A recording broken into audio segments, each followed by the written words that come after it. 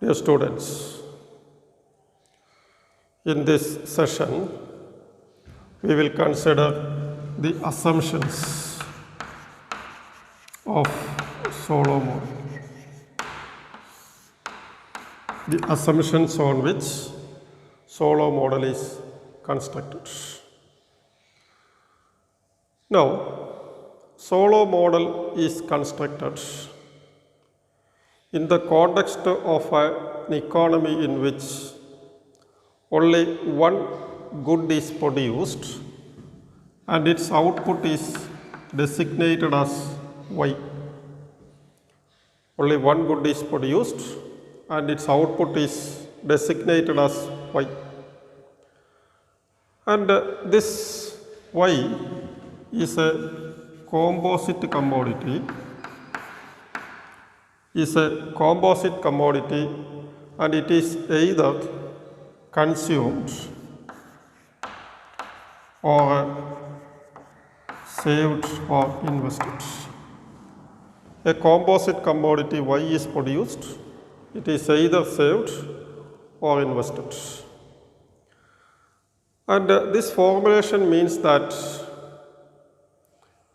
in the Solow model there is no distinction between those who save and those who invest. Saving simply is invested.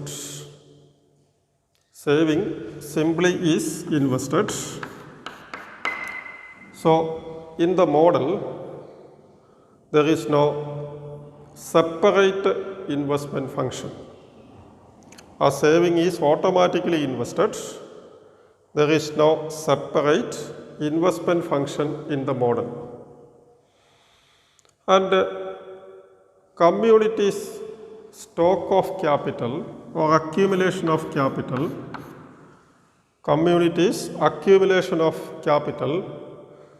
simply take the form of accumulation of Y.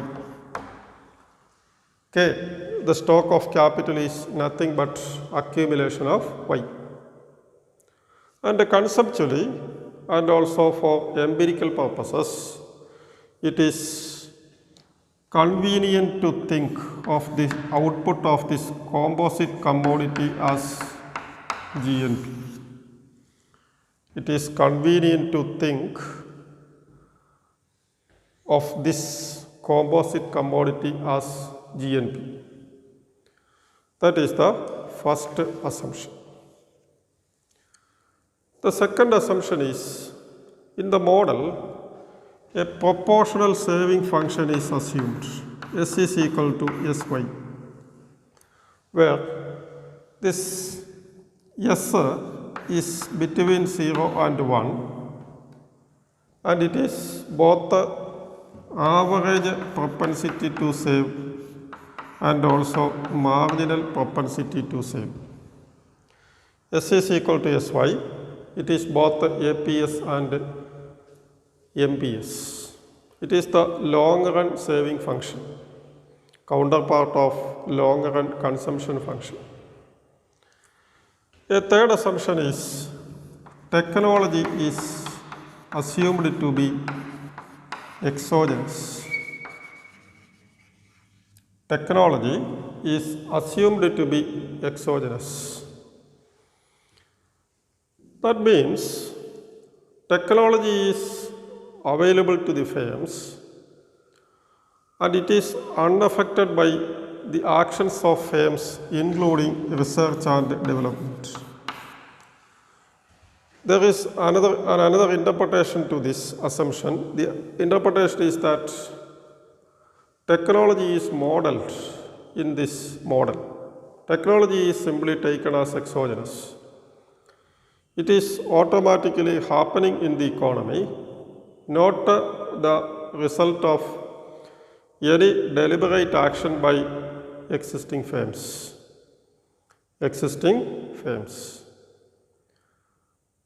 A fourth assumption is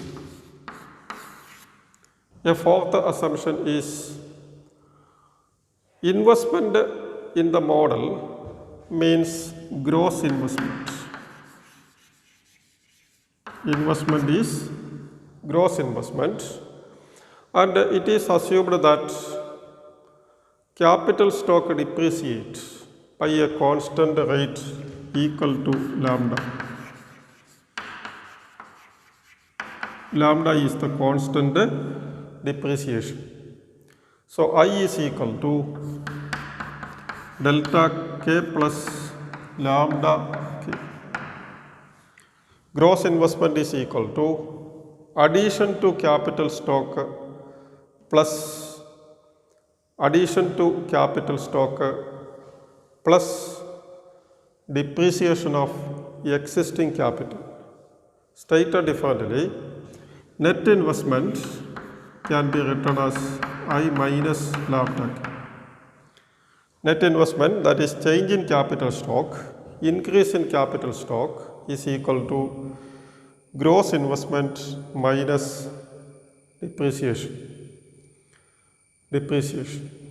So a distinction is made between gross investment and net investment in the model. And given that saving is automatically invested, we can write delta k as equal to S minus lambda k, and as S is equal to Sy, this can be written as Sy minus lambda k. So delta k is equal to Sy minus lambda k. S is equal to Sy. S is equal to Sy. No distinction is made between saving and investment. The fourth assumption is, it is assumed that labor force grows at an exogenous constant proportional rate delta L by L is equal to N. Population grows at an exogenous constant proportional rate N.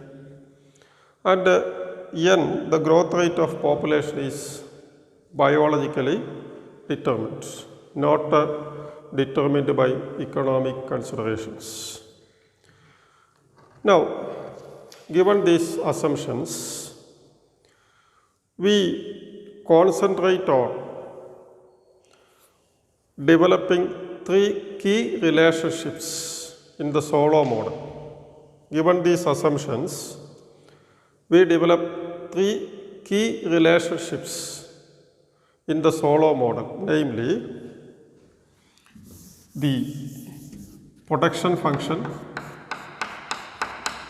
The first key relation is production function, a consumption, saving or investment function, consumption, saving or investment function, and a capital accumulation process.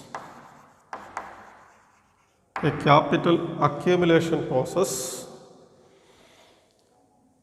to explain the process of growth in the Solow model. And Solow model is built on two equations. One is an equation for production function. A second is an equation for capital accumulation. So Solow model introduces the interrelationship between these three key interrelations to explain the growth process, and the model is developed around two equations. One equation specifying the production function, the other equation specifying the capital accumulation process. This is the equation representing the capital accumulation process. Delta k is equal to Sy minus lambda k. So in the next session, we will consider the first equation, namely the production function.